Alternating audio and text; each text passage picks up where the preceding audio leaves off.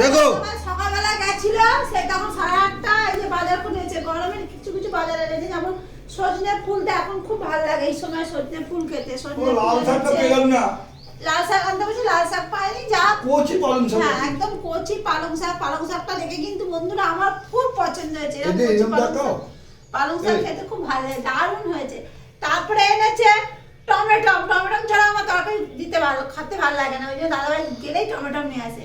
সিম এনেছে, গরমের একটু উচ্ছে এনেছে, ক্যাপসিকাম এনেছে, কি বলে তাকে লাউ বলে, লাউ এনেছে। কিন্তু আমার বেগুনটা অতটা পছন্দ হচ্ছে না, যা হোক এনেছে, চচ্চড়িতে দেবো।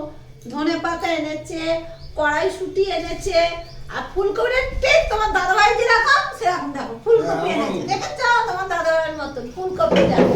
কাঁচা লঙ্কা, এই কাঁচা লঙ্কা আমার এত প্রিয়, সরু কাঁচা লঙ্কা চাও, এই কাঁচা লঙ্কা এত প্রিয় কি বলবো। আলু ভাতে তরকারিতে একটু চিড়ে দিলে খুব সুন্দর গন্ধ বেরা। আর এনেছে, আমি বলেছি অল্প করে, তোমরা তো খুব পেঁয়াজ করে ভালোবাসো না, অল্প করে দেখো এনেছে, দেখো পেঁয়াজ করে, দেখেছো। এই হচ্ছে বাজার। আর একটা জিনিস দেখাচ্ছি তোমাদের, দাদাভাই কি এনেছে বলতে পারছি না, কাতলা মাছ বলছে তো মাছ, আমার তো অত মাছ অত প্রিয় না, জানি না কি এনেছে, দাঁড়াও দেখি, না দেখে বলতে পারবো না। ও বাবা যে, ও রোববার তো ওই জন্য চিকেন এনেছে, এই যে।